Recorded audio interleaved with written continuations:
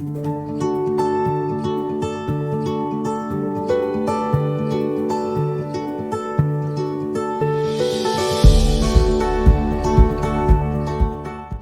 hermanos, cuando nosotros llegamos a este lugar, hemos visto, por ejemplo, cómo a nuestras vidas han azotado ciertas cosas como el coronavirus u otras cosas, diferentes pruebas, diferentes circunstancias que el Señor va presentando, no solamente va permitiendo, sino que va haciendo en nuestras vidas.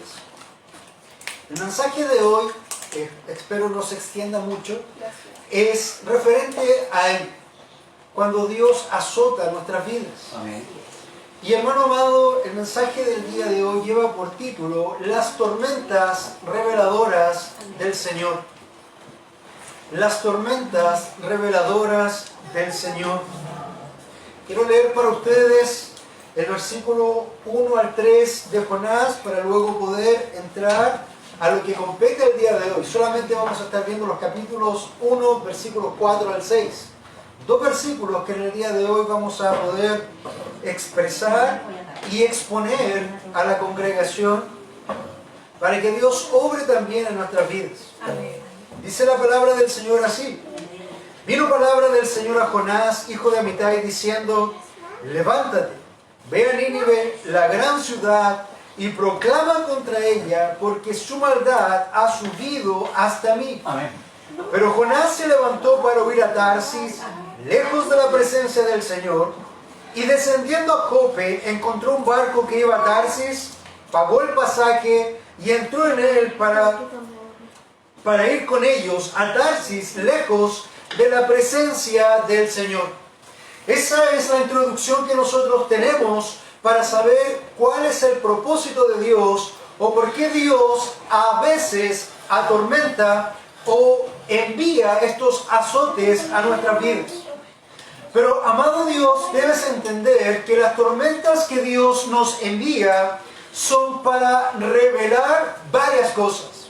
Por eso el mensaje de hoy lleva por título Las tormentas reveladoras del Señor. De hecho, de la palabra tormenta viene que estemos atormentados. ¿Cuántos de ustedes no han amanecido con un día gris, con un pensamiento turbio, con esa idea de que está vacío, de que no hay nada, de que va a morir, de que tantas cosas? ¿O cuántos de ustedes han pasado pruebas complicadas? Por ejemplo, mi hermana viene saliendo de un coronavirus en el cual cuando ella supo la noticia probablemente se vio altamente afectada porque estaba viniendo una tormenta a su vida. Nosotros ayer cuando estábamos en casa y a esa hora de las 10 de la noche comenzaron a sonar los celulares haciendo una alarma de la ONEMI de un tsunami. ¿Cuántas personas en el país no se desesperaron precisamente porque venía un azote a su vida? Si bien es cierto, el mensaje era falso, puesto que no afectaba a todo el país y no solamente a la Antártica, muchas personas desde Arica a Punta Arenas corrieron por sus vidas en las costas. Y dicho sea de paso, primera vez que la ONEMI le acierta algo, porque 10 minutos después comenzó a temblar como tiembla siempre. Pero hermanos, debemos entender que Dios envía esas tormentas reveladoras con varios propósitos. Si nosotros vemos hasta aquí en la vida de Jonás, nosotros vemos que Jonás recibe una instrucción, una orden de Dios, y Jonás se revela a Dios. Dios le dice: ve a Irak, donde está Nínive, y él va a España, donde está Tarsis, totalmente en sentidos opuestos. Hasta aquí parece que todo está sucediendo conforme a los planes de Jonás. Llego a ese puerto, encuentro un barco disponible que está zarpando a Tarsis y da la impresión de que todo iba bien. La nave ha sido hallada y la huida comienza.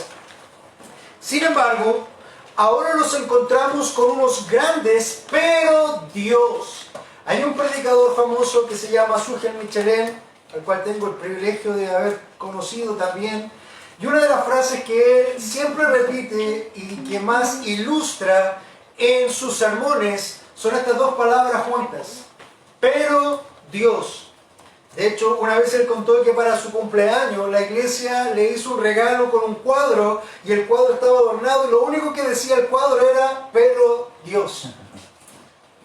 Y es verdad, amados, porque muchas veces en la Biblia encontramos muchas circunstancias que ocurren, diferentes cosas, pero siempre los hallamos con un "pero Dios". Sin embargo, ahora nos encontramos con uno de los grandes "pero Dios" de la Biblia. Yahweh interviene para frustrar los planes de su siervo y devolverle la sensatez. La pregunta para ti hoy en esta mañana es: ¿qué sucede cuando algún hijo de Dios comienza a desobedecer? Y lo repito para ti. ¿Qué pasa cuando algún hijo de Dios comienza a desobedecer? ¿Dios lo abandonará? De ninguna manera. De la experiencia de Jonás aprendemos que por lo menos dos cosas acontecerán para aquellos que son hijos de Dios y se empiezan a apartar o a desobedecer la voluntad del Señor. Primero, la primera cosa que ocurre con un hijo de Dios cuando empieza a desobedecer a Dios es que comienza un proceso de descenso en su vida. Llega un momento donde usted está muy bien con el Señor, donde está a tope, donde está sirviendo, donde está viniendo a la iglesia, donde está pegado al Señor, donde está sirviendo a la obra local a la cual pertenece con sus dones y talentos, y está bien. Pero empiezan a ocurrir circunstancias diversas en su vida, trastornos complicados, tormentas que le asolan, y poco a poco viene un proceso de descenso en su vida. No, ya no es tan importante ir a todas las reuniones. No, ya no es importante servir tanto como lo hacía antes. No, ya no es importante conectarse a la reunión si no puedo venir. No, ya no es importante, y muchas otras cosas que empieza a bajar en una escala que va ocurriendo en un hijo de Dios. Quiero que sepas eso. Cuando un hijo de Dios comienza a desobedecer a Dios, comienza un proceso de descenso en su vida espiritual que va a afectar toda su vida. Toda su vida. No pienses como el cristiano secular que dice: no, si yo no voy a la iglesia hoy día no pasa nada. Y si no voy la próxima semana tampoco. Y la próxima tampoco. Hermano, sí. Comienzas a enfriarte, empiezas a apartarte. Satanás empieza a copar tu mente con diferentes pensamientos e ideas. Cuando eras tan parte de algo, empiezas a sentirte que ya no eres parte de algo y empieza un descenso en tu vida espiritual, en tu vida, en todo ámbito de cosas, emocional, en todas las áreas. La segunda cosa que ocurre fuera de este proceso de descenso es que el Altísimo comienza un proceso de reprender al Hijo de Dios desobediente al fin de llevarlo al arrepentimiento y la confesión. Y este proceso, hermano, va a ser tan duro como duro sea el corazón o la resistencia del desobediente o el rebelde a la palabra de Dios, como lo vemos en el caso de Jonás. Dios va a comenzar un proceso de reprender al hijo desobediente. ¿Cuántos de nosotros somos padres aquí y hemos tenido un hijo más rebelde que otro y por ahí le hemos sacado filo un tanto más a la tabla con un hijo más que con otro? Aquellos que disciplinamos o disciplinábamos cuando ya los niños eran más pequeños con la vara, la corrección del Señor. Había veces que esa vara brillaba, sobre todo sobre uno más de los hijos, que era el más duro. Y a los más rebeldes, hermanos, es donde más había que aplicar disciplina. Cuando un hijo de Dios se rebela, cuando un hijo de Dios es desobediente, dos cosas pasan. Comienza un proceso de descenso en su vida y comienza un proceso de Dios de reprender que puede llegar incluso a la muerte. Dios puede disciplinar a los hijos de Dios rebeldes incluso con la muerte. Si no me cree, recuerda la advertencia de Pablo a los Corintios cuando ellos tomaban la cena del Señor en forma indigna. Porque muchos que toman la cena del Señor en forma indigna han enfermado, incluso otros duermen. Y cuando habla de dormir está diciendo que muchos fueron muertos. ¿Por qué? Porque viene la disciplina de Dios sobre ellos. Entonces, hermano, cuidado, porque cuando tú quieres jugar este papel de independiente, de autónomo, de dejar a Dios fuera de tu vida y a Dios en el Dios de la Biblia fuera de tu vida, no el Dios de tu mente. Puedes estar muy bien con el Dios de tu mente, pero quizás estás en conflicto con el Dios de la Escritura. El Dios de la Escritura que tiene normas, que tiene pautas y que tiene todo una guía para sus hijos. Puedes estar en muy buena condición con el Dios de tu mente, pero eso no necesariamente quiere decir que estás bien con el Dios de la Escritura. Cuidado, hermano, no te engañes. Este proceso de autocomplacencia y este proceso de rebeldía comienza con pensar de que todo está bien. Jonás sabía que estaba huyendo de Dios, pero aún así fue a Tarsis y encontró una nave abierta. Todo está bien. Las puertas se abren. No te equivoques. Nuestro Dios no acepta una negativa de parte de sus mensajeros o de sus hijos en este caso. Él siempre toma la iniciativa para lograr la rehabilitación del rebelde, y no necesariamente la rehabilitación del rebelde contempla la idea de uno que regresa a Dios porque ha sido quebrado en su orgullo, en su rebeldía, sino que muchas veces o algunas veces esto contempla incluso, como les decía, esa muerte o el hecho de dejar al tal para que sea confrontado con su propia rebeldía. Tenemos el caso de Pablo. Pablo muchas veces confrontó a personas rebeldes o complicadas y muchas veces logró recobrar a algunas personas. Pero hubo ciertos casos en que Pablo, para recobrar a esas personas, el proceso que usó fue expulsarlos de la iglesia. ¿Recuerdan cuando Pablo decía a los tales expulsa para que si bien su cuerpo sea destruido por Satanás, quizás Dios pueda rescatar su alma? Hermanos, los procesos de rehabilitación del Señor no son tan, ¿cómo se podría decir? Tan melosos como nosotros podríamos decir, de tomar a un bebé y guardarle o decirle ya no importa, todo está bien. Hermanos, el Señor obra conforme a su sabiduría en cada una de nuestras vidas. ¿Qué hizo Dios para reprender a Jonás y hacerlo volver a ser un siervo útil? El Señor envió una tempestad. Y hermano, esto es lo que quiero que usted entienda.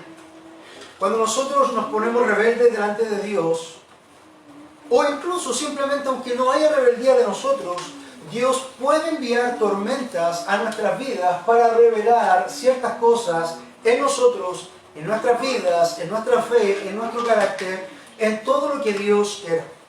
Y de hecho, antes de entrar a la tormenta que Dios envió a Jonás, quisiera comentarles unos pasajes paralelos de otra tormenta que nosotros vemos en la Escritura, también muy complicada, pero con un matiz y un propósito totalmente diferente. De hecho, vamos a leer breve Mateo, Marcos y Lucas.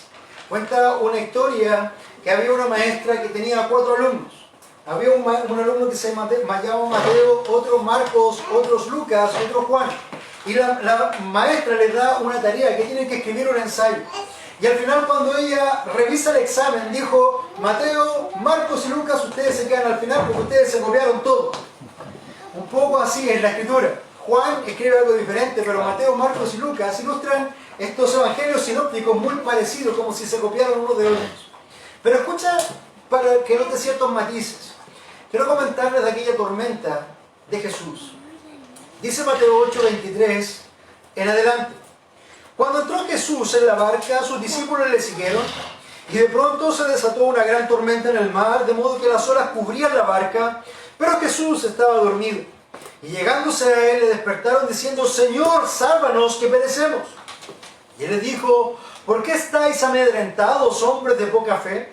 Entonces se levantó, reprendió a los vientos y al mar, y sobrevino una gran calma.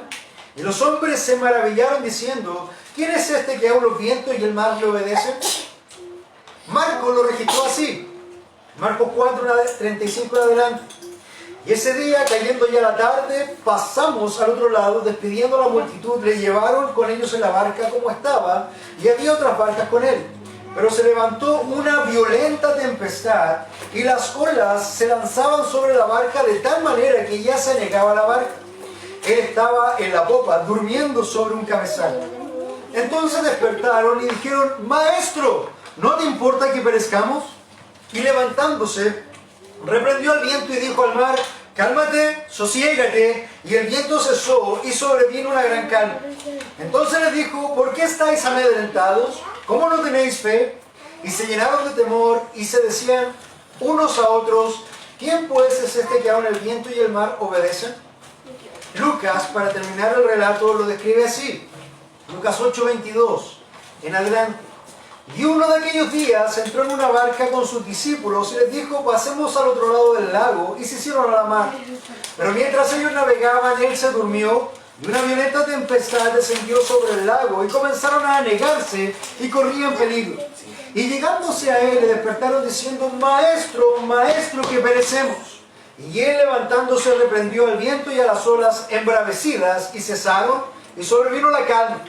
Y él les dijo: ¿dónde está vuestra fe? Pero ellos estaban atemorizados y asombrados, diciéndose unos a otros: ¿quién pues es este que aún los vientos y el agua manda y le obedecen? Si bien es cierto, amado hermano, nosotros aquí tenemos la narración sinóptica de esta tormenta que Jesús vive, ahora vamos a leer comparativamente la tormenta que Dios envía a Jonás. Y vamos a comenzar a desglosar. Si me acompaña Jonás, capítulo 1, versículo 4 al 6, dice así la palabra del Señor. Y el Señor desató sobre el mar un fuerte viento, y hubo una tempestad tan grande en el mar que el barco estuvo a punto de romperse. Los marineros tuvieron miedo y cada uno clamaba a su Dios, y arrojaron al mar la carga que estaba en el barco para liquidarlo. Pero Jonás había bajado a la bodega del barco, se había acostado y dormía profundamente. Y el capitán se le acercó y le dijo: ¿cómo es que estás durmiendo? Levántate, invoca a tu Dios. Quizás tu Dios piense en nosotros y no pereceremos. Vamos a tener un tiempo de oración. Amado Dios, vamos delante de su presencia en esta hora, dando gracias por este tiempo. Señor, una vez más, con temor y temblor, entramos delante de su presencia en esta hora y clamamos, amado Dios, por esta instancia de poder entrar a su palabra. Ábrenos a través de ella. Señor, mueva nuestros cimientos, cambie lo que haya que cambiar, rompa lo que haya que romper. Señor, a aquellos que necesitan ser conmovidos con la tormenta, Señor, hazlo. Y aquellos que necesiten el bálsamo, Señor, también de la calma, lo rogamos en esta hora. Todo esto lo pedimos en el nombre de Jesús. Amén. Entonces, las tormentas reveladoras del Señor. Y con este paralelo entre la tormenta de Jonás y la tormenta del Señor Jesús, quisiera comenzar a desarrollar el primer punto. El primer punto es una tormenta reveladora del propósito de Dios. Una tormenta reveladora del propósito de Dios. Dice el versículo: y el Señor desató sobre el mar un fuerte viento, y hubo una tempestad tan grande en el mar que el barco estuvo a punto de romperse. Hermano amado, nosotros vemos que Jonás estaba huyendo de la presencia de Dios y aparentemente estaba todo bien. Él toma un barco rumbo a Tarsis y hasta ahí estaba todo bien. Él tenía el precio de pasaje y estaba todo bien. Él había encontrado una barca que zarpaba rumbo a Tarsis y hasta ahí estaba todo bien. Pero Dios, que tenía un propósito mayor a lo que Jonás podía hacer o a lo que el libre albedrío de Jonás pudiese querer, el Señor hace esto. El Señor desató sobre el mar un fuerte viento. Esto es un fuerte ruaj en el idioma original, que puede ser viento o espíritu. Y hubo una tempestad tan grande en el mar que el barco estuvo a punto de romperse. Hermano amado, quiero que entiendas que tempestades van a venir a tu vida.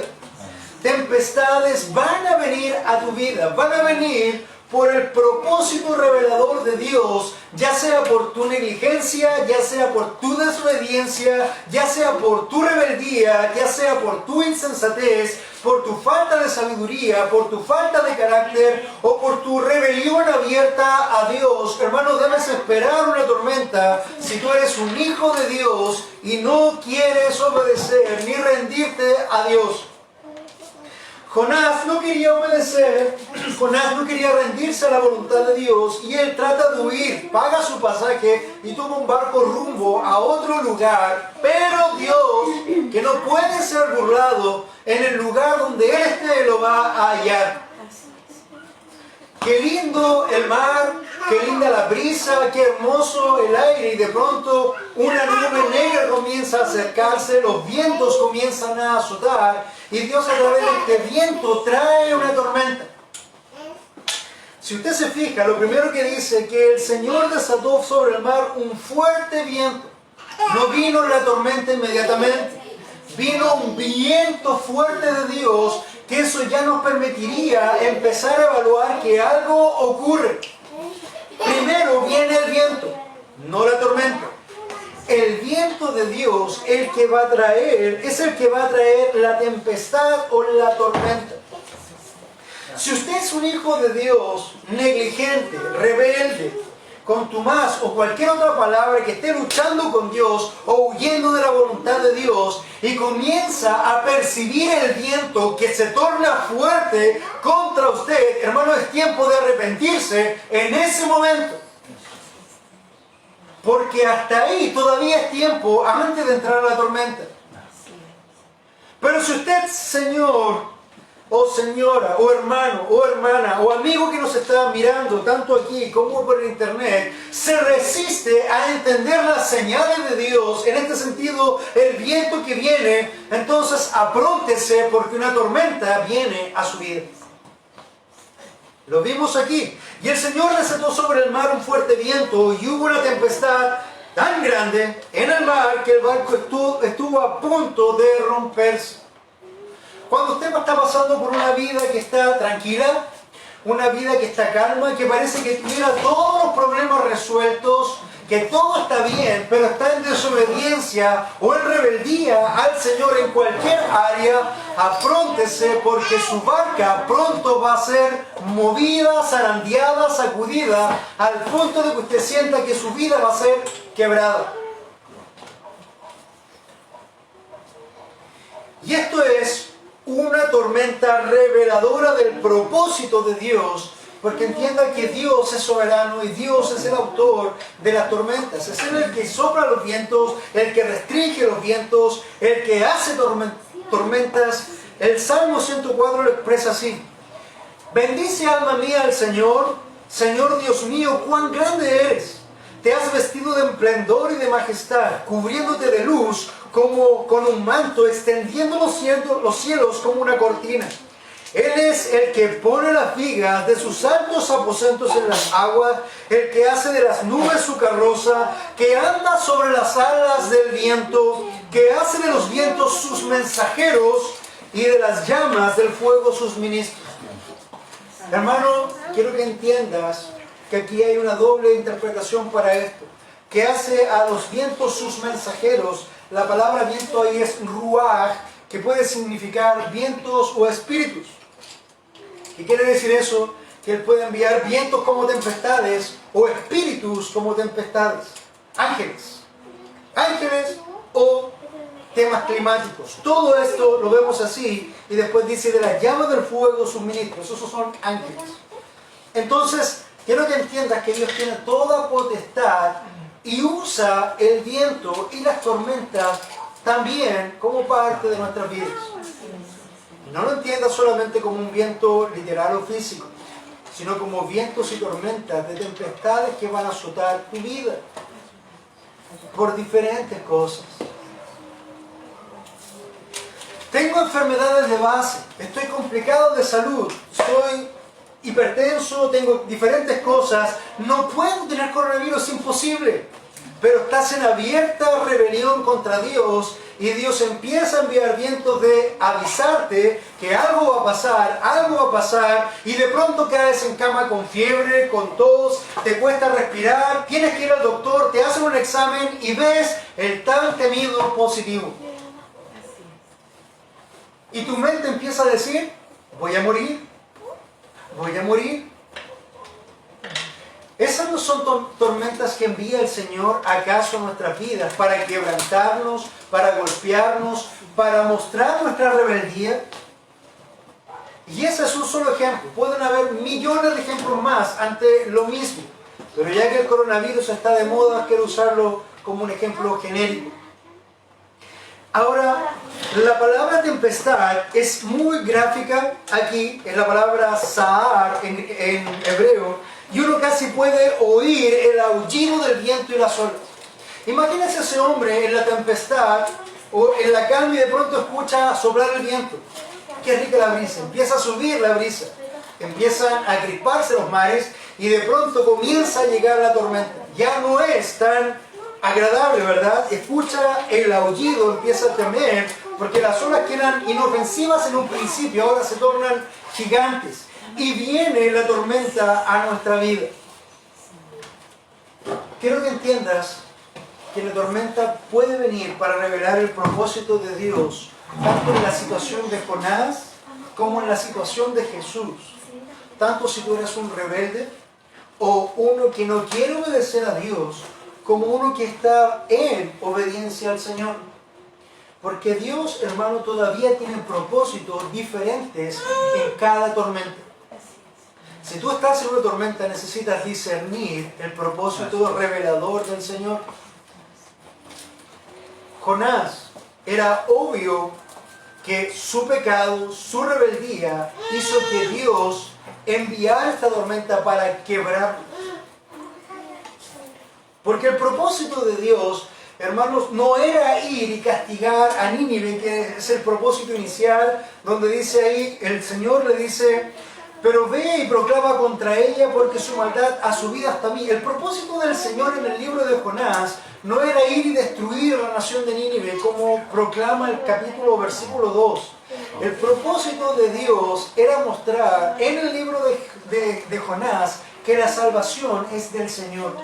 Ese es el propósito de Dios. Y para ese propósito, Dios tenía que enviar a Jonás al pueblo de Nínive, con este mensaje y esta proclamadura. Pero cuando Jonás se revela y no quiere obedecer y se va a otro lugar, entonces Dios tiene que primero, antes de quebrar a Nínive, tiene que quebrar a su hijo, al siervo. Y es lo que acontece. Este es el propósito de Dios en esta tormenta. Pero si piensas en la tormenta de Jesús, Jesús estaba en obediencia al Padre, Jesús estaba en sujeción al Padre, Jesús estaba al pie de la letra en cada cosa que el Padre decía, al punto de decir, ninguna cosa que hablo o que digo o que hago, la hago de mi propio sentir, sino que todo lo que digo y hago es lo que el Padre ha dicho que haga y diga. ¿Puede haber alguien que esté más en línea con la voluntad de Dios? No. Pero si te ves, acá Jesús entra en un barco muy parecido a la idea de Jonás y viene una tormenta. Probablemente muy parecida a la de Jonás porque también estaban asustados todos al punto de morir. Esa tormenta mostraba otro propósito de Dios. Y el propósito de Dios ahí era mostrar y demostrar que Jesús era el enviado. Jesús era el Mesías. Jesús era el Dios encarnado para poder manifestar a través de esas tormentas su tremendo poder. Fíjate la diferencia que hay en tormentas. ¿Es mala la tormenta? No. La tormenta va a ser buena siempre, hermano, que tú puedas entrar a ella y reconocer y rendirte ante Dios. Como Jonás, o glorificar a Dios como Jesús. Entonces, el primer punto que nosotros estamos desarrollando en este tema de las tormentas reveladoras del Señor es una tormenta reveladora del propósito de Dios.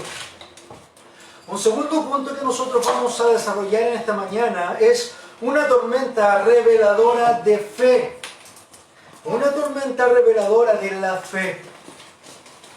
Dice el versículo 5 de Jonás: los marineros tuvieron miedo y cada uno clamaba a su Dios y arrojaron al mar la carga que estaba en el barco para aligerarlo.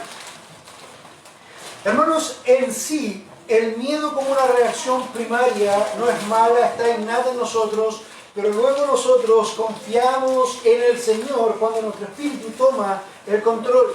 Dice la Escritura, en el día que temo, yo en ti confío. Dice la Escritura, aunque ande por valle de sombra y de muerte, no temeré mal alguno porque tú estarás contigo. lo primero que la carne, nuestra carne caída va a hacer ante la tormenta va a ser tener miedo. Es natural. El punto está en cuánto dura ese miedo en contraste contra tu fe. Si te fijas aquí, los marineros paganos, los marineros que eran extranjeros, los marineros idólatras tuvieron miedo. Y inmediatamente cada uno clamaba a su Dios. Fíjense cómo estos marineros paganos, idólatras, mostraban fe. Clamaban a su Dios, con minúscula, cada uno. Dioses falsos, pero aún así su fe estaba en esos dioses. Y arrojaron al mar la carga que estaba en el barco para aligerarlo. Hombres paganos, hombres que eran pecaminosos, hombres que eran idólatras, hombres que eran de mar.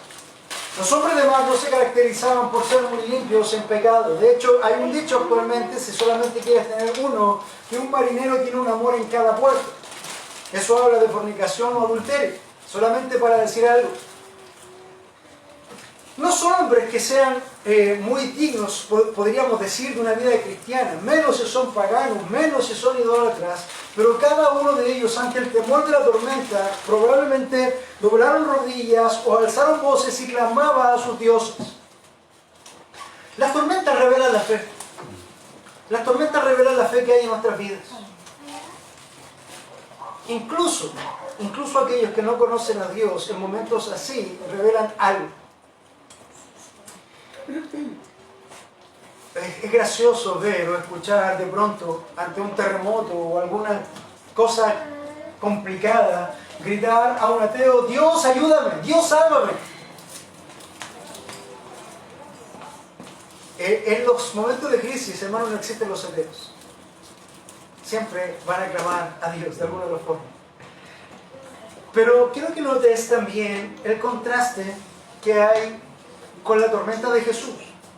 Y dice: y llegándose a él, los discípulos que estaban en el barco, Jesús estaba durmiendo, le dijeron: Señor, sálvanos que perecemos. ¿Acaso ellos no conocían el poder de su Dios? ¿Acaso ellos no habían visto a Jesús, hermanos, convertir el agua al vino? ¿No habían visto que le daba vista a los ciegos? ¿No habían visto que sanaba a los leprosos? ¿Que hacía caminar a los hombres? Hermanos, ellos supuestamente estaban o conocían a Jesús, pero fíjate, sus corazones estaban temerosos al punto de decir: Señor, sálvanos que perecemos. Jesús les dice: ¿por qué estás amedrentado? ¿Por qué están amedrentados? ¿Son acaso ustedes siervos del Dios Altísimo? ¿Son acaso ustedes hijos de Dios? Entonces, si eso es así, ¿por qué tienen miedo? ¿Por qué están temblando? ¿Dónde está su fe? ¿Su fe está en un piso tranquilo que no se mueve? ¿Su fe está en una barca que no sucumbe entre las olas? ¿O su fe está puesta en el Dios, creador de los cielos y la tierra, que aunque el cielo se tiemble, aunque el mundo se caiga a pedazos, ustedes estarán seguros? ¿Dónde está su fe? De hecho, el Señor nos reprende y les dice: ¿por qué estáis amedrentados, hombres de poca fe? Hermanos, las tormentas que vienen a nuestras vidas y que azotan nuestros barcos, primero, van a venir. Van a venir. Segundo, van a revelar el propósito de Dios. Tercero, van a revelar nuestra fe. Cuando venga una tormenta, lo primero que tienes que hacer, hermanos, es ver el propósito que Dios tiene con esa tormenta. Si estás en desobediencia, tienes que arrepentirte, claro. Arrepentirte y clamar. Y arrepentirte y clamar no solamente es llorar y arrepentirte, sino que también eso incluye un cambio de actitud, un cambio de acción hacia el pecado. Si usted era rebelde a Dios y se arrepiente y ahora deja de ser rebelde, hermano, no solamente es dejar de ser rebelde, sino que ahora ser propicio hacia las cosas de Dios. Antes se revelaba a su iglesia, ahora tiene que venir a la iglesia. Antes se revelaba a sus líderes, hoy día tiene que venir también. Antes se revelaba ante la palabra y a la acción que Dios le pedía, hoy día tiene que hacerlo. Ese es un cambio que lleva al arrepentimiento.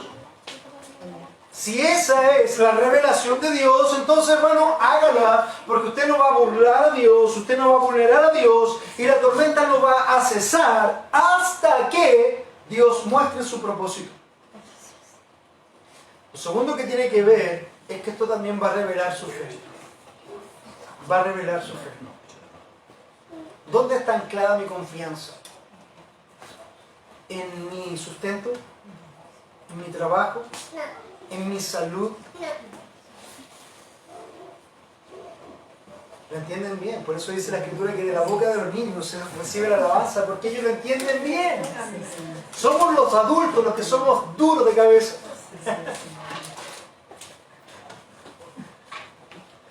Y los marineros tuvieron miedo y cada uno clamaba a su Dios. Mientras que los discípulos que habían estado con Jesús, hermanos, estaban ahí mostrando su insensatez y su falta de fe. Cuando venga la tormenta a tu vida. Y la pregunta, hermano, no es si viene una tormenta a tu vida. La pregunta es cuándo. Cuando venga. Porque va a venir. Dios lo va a hacer en algún momento. Y para ello necesitamos estar preparados, no para hacer frente a la tormenta, sino para rendirnos a Dios. Cuando venga la tormenta, tú no tienes que estar preparado para hacer frente a la tormenta, sino que tienes que estar preparado para rendirte a Dios. Una tormenta reveladora de la fe. Y un tercer punto, no menos importante, es una tormenta reveladora de tu carácter.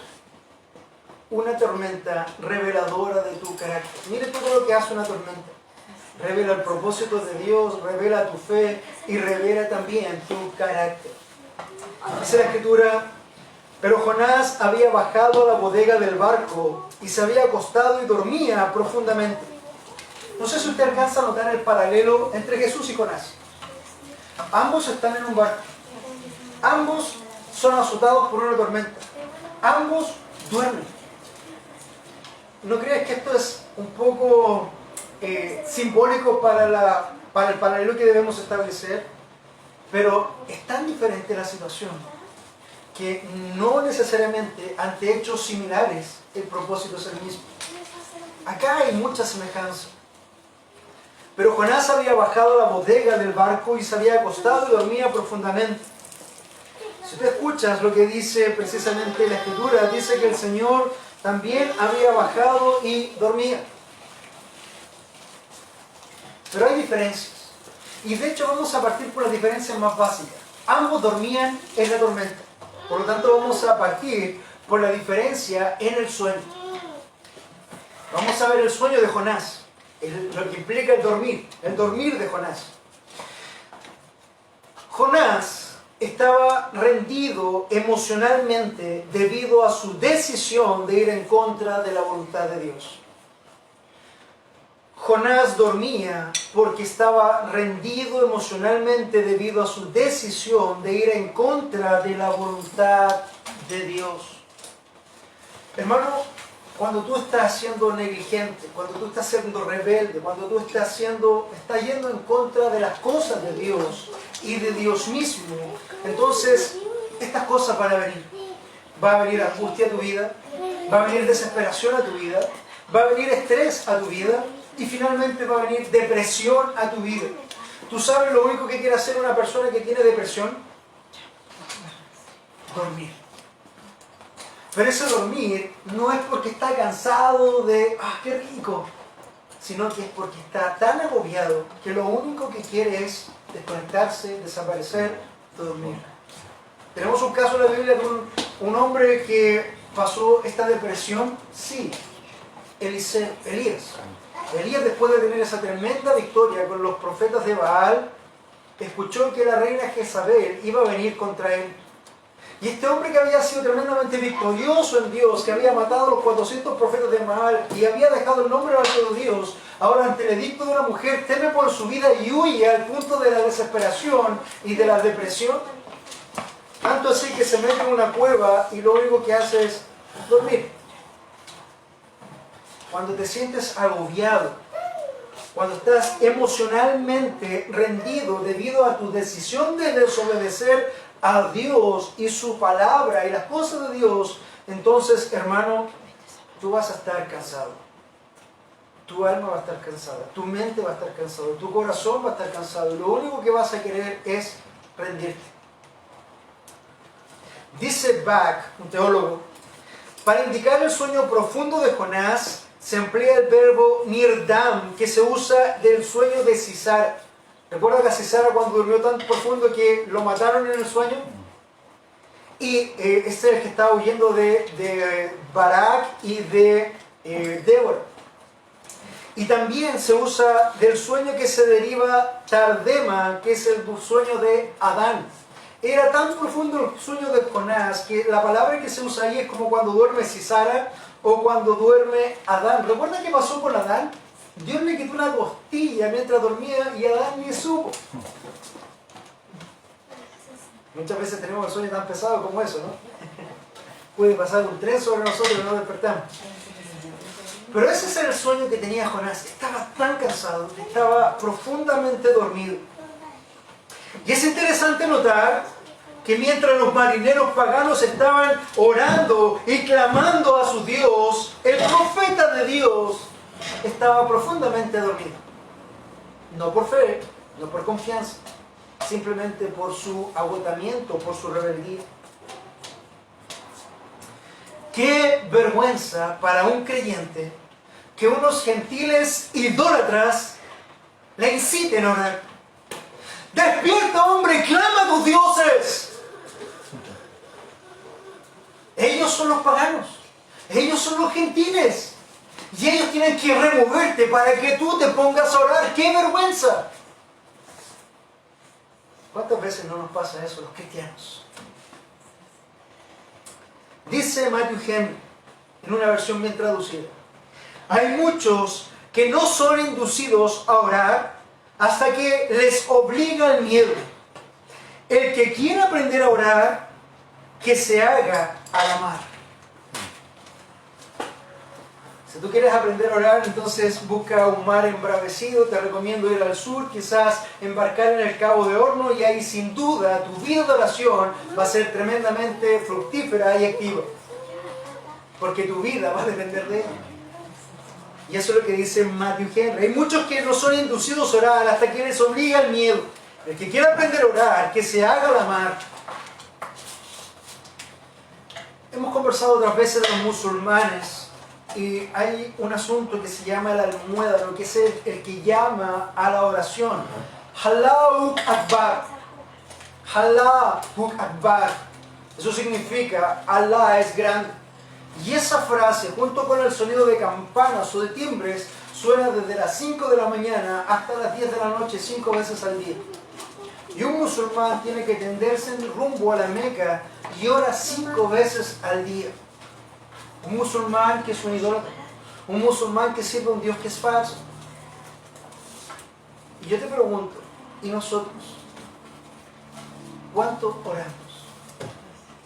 ¿Cuánto doblamos nuestras rodillas? ¿Cuánto tiempo miramos en dirección no a la Meca, ni siquiera a Israel o a Jerusalén?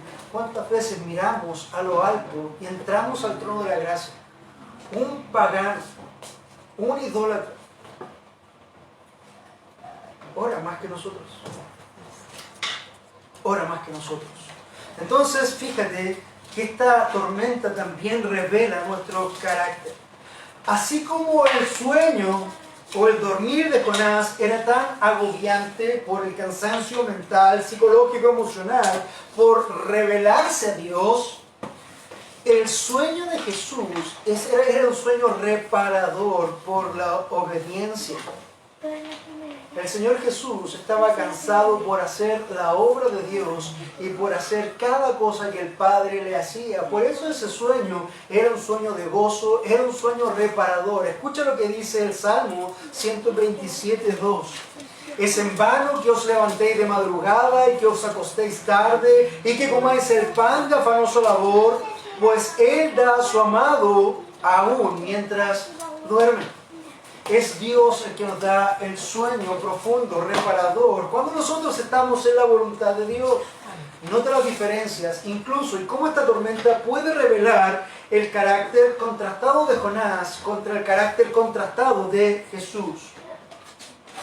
El capitán se le acercó y le dijo a Jonás: ¿cómo estás durmiendo? Levántate, invoca a tu Dios, quizás tu Dios piense en nosotros y no perecemos. Cada uno estaba orando a sus dioses, pero quizás alguno de ellos podía achuntarle al Dios verdadero, así que todos orando a todos los dioses. Esto me recuerda una película que se llama La Momia. En una de las partes, cuando ya la momia aparece, viene contra un hombre, y un hombre tenía un montón de medallones, y saca una cruz y empieza a orar el Padre Nuestro, y la momia sigue avanzando. Saca un tema musulmán, saca un tema budista, y saca un montón de cosas hasta que saca una cruz de David y empieza a hablar en hebreo, y la momia para. Algo tenía que servirle. Muchas veces el hombre pagano hace lo mismo. Algo tiene que servir. Invoquemos a todo por si acaso. ¿Se acuerdan de los griegos en el Areópago? Tenían un Dios para todas las cosas, pero aún así tenían un espacio para el Dios no conocido por si acaso. Y nosotros que conocemos al Dios vivo y verdadero, al único Dios vivo y verdadero, hermanos, nosotros no estamos clamando, no estamos orando, y muchas veces nos estamos revelando incluso a Dios en medio de la tormenta. Y muchas veces el viento azota y azota y azota, y nosotros no queremos rompernos, pero tienes que entender una cosa: no porque Dios no te haya roto aún, quiere decir que no te vaya a romper en algún momento si tú no te rindes. Hermanos, estas son tremendas palabras para nosotros también, para que no seamos desobedientes al Señor. Seguramente que Jonás oró, pero la tempestad no cesó.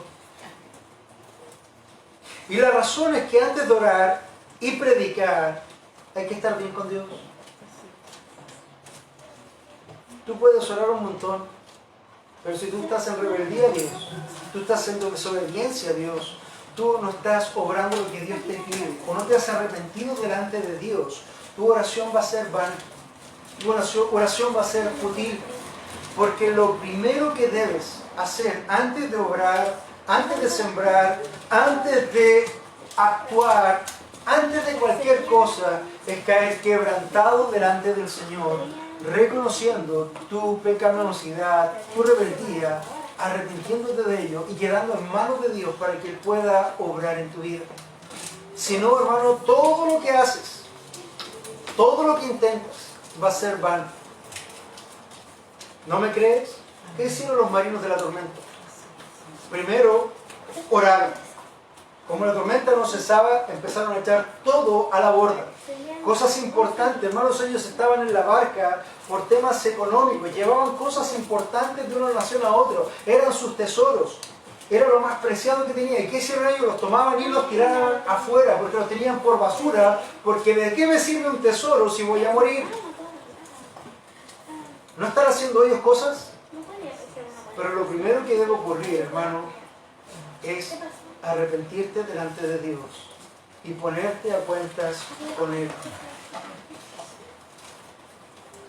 Dice el libro de Isaías que si nosotros nos ponemos a cuenta con Dios, seremos limpios como la blanca grana.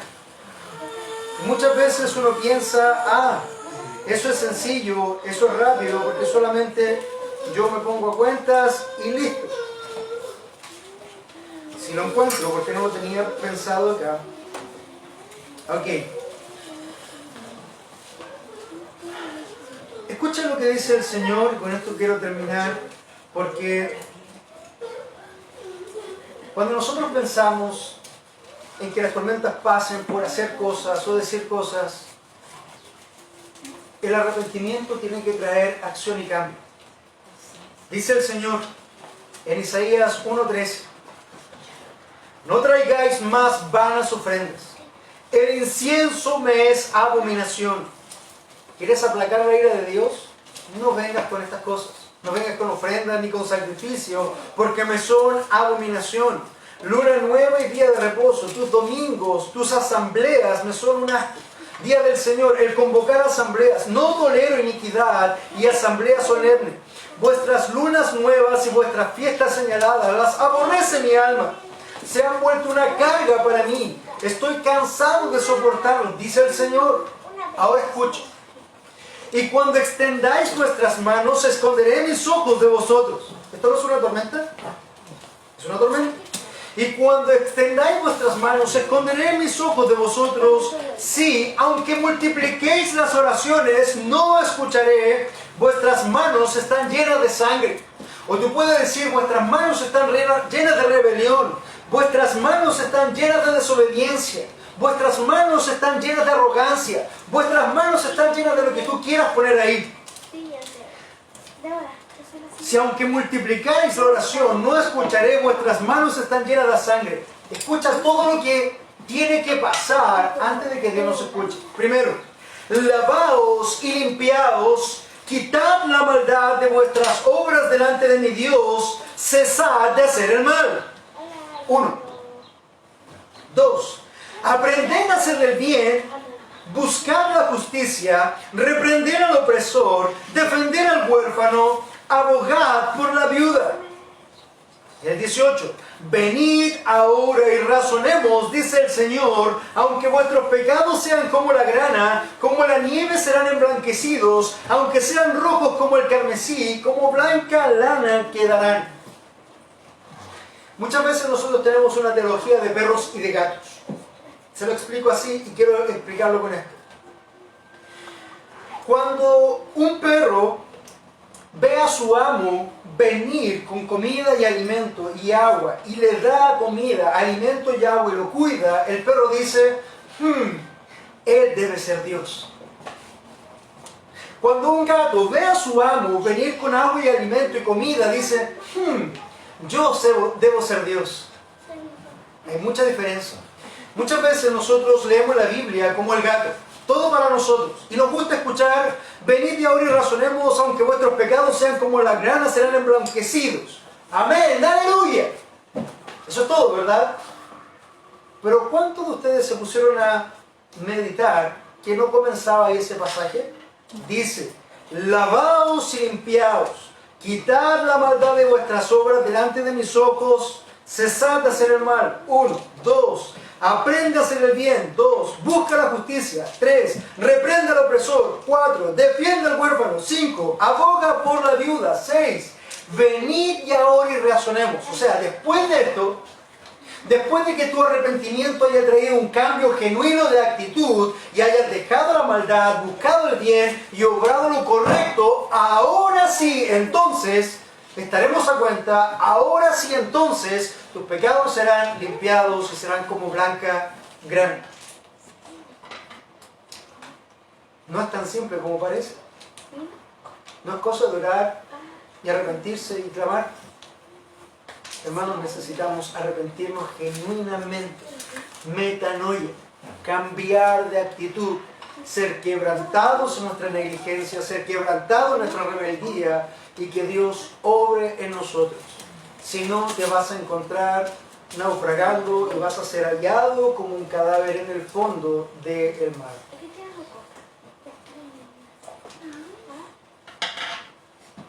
Matthew Henry decía, hablando de este capitán del barco, es de alabar al capitán de la nave, mientras da lástima ver a Jonás, que necesitó esta reprensión. Como profeta de Dios, si hubiera estado en el lugar que le correspondía, habría estado reprendiendo al rey de Nínive. Pero al estar fuera del camino de su deber, está expuesto a las reprensiones de un afligido capitán de barco. Con todo, hemos de admirar la bondad de Dios al enviarle esta oportuna reprensión, pues ella fue el primer paso para su recuperación, como el canto del gallo lo fue para Pedro. Hermano amado, si en esta hora el Señor está enviando viento a tu vida, presta atención. Porque luego del viento viene la tormenta. Y las tormentas Dios las va a enviar con propósito. Tienes que discernir el propósito, tienes que probar tu fe y probar también tu carácter para que tu vida no termine en el fondo o en el Seol. Las tormentas reveladoras del Señor. Recuerda esto, la pregunta no es si habrá tormentas en tu vida. La pregunta es, ¿cuándo llegará una tormenta a tu vida? ¿Y cómo estás preparado para rendirte a Dios cuando eso suceda? Vamos a orar. Amado Dios, vamos delante de su presencia en esta hora dando gracias una vez más por esta tu gloriosa palabra del libro de Jonás. Y cómo, Señor, tú haces ese maravilloso paralelismo con esa tormenta gloriosa que muestra el poder del Señor Jesucristo. Uno que está obedeciendo todo cuanto dices y otro que está desobedeciendo tu voluntad. Y, Señor, gracias por las tormentas. Señor, porque por esas tormentas muchos de nosotros vamos a ser salvados en nuestra alma por la tormenta. Porque si tú no enviaras tormentas a nuestras vidas, si tú no quebraras nuestras vidas con esas tormentas, difícilmente miraríamos, difícilmente nos arrepentiríamos, difícilmente, Señor, buscaríamos esas maravillas que tú tienes para nuestras vidas. Señor, gracias por las tormentas y prepáranos no para resistirlas cuando vengan, sino para reconocerlas y estar listos para rendirnos del todo delante de ti. Lo rogamos, Señor, delante del Señor Jesucristo. Amén.